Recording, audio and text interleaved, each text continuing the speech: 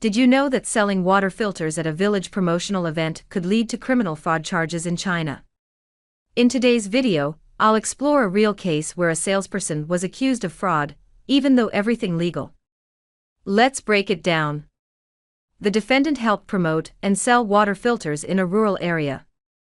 The products had proper packaging, usage instructions, and sales authorization from the manufacturer. Buyers voluntarily purchased the items. No fake branding. Just sales, discounts, and free gifts, all standard in modern marketing. But the prosecution said this was fraud. They argued the defendant joined others in a scheme to trick customers by exaggerating product benefits and using emotional appeals by fabricating personal stories. The defense said, this isn't fraud, it's everything normal retail. The defendant didn't source the products or run the marketing.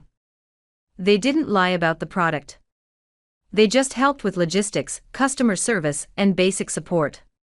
Plus, the products were sold below market price, even cheaper than what's listed online. So, no intent to overcharge, and certainly no intent to defraud. Even the sales company had a formal contract with the manufacturer, and government approvals to promote in rural areas. The defense warned about a dangerous trend. If giving gifts or sharing personal stories during a sale counts as fraud, then every mall promotion and countryside sales drive could be considered criminal. Here, the buyers knew what they were buying. There was no evidence of lying, faking, or hiding the truth. The defense pointed out key issues. Witness statements were guided by leading questions like, "Do you feel you were deceived?"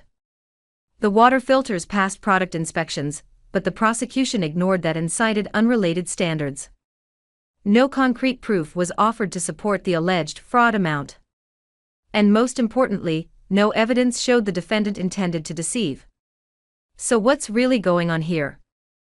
The defense believes this case was a misunderstanding, or worse, an overreach of criminal law.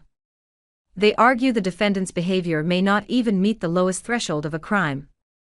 At most, it could be a dispute over product quality or marketing, not criminal fraud. In fact, even if there was wrongdoing, it should be classified, at most, as selling substandard products, not fraud. In the end, the defense asked the court for either a not guilty verdict or a significantly reduced penalty, noting the defendant's cooperation, remorse, and low-level involvement.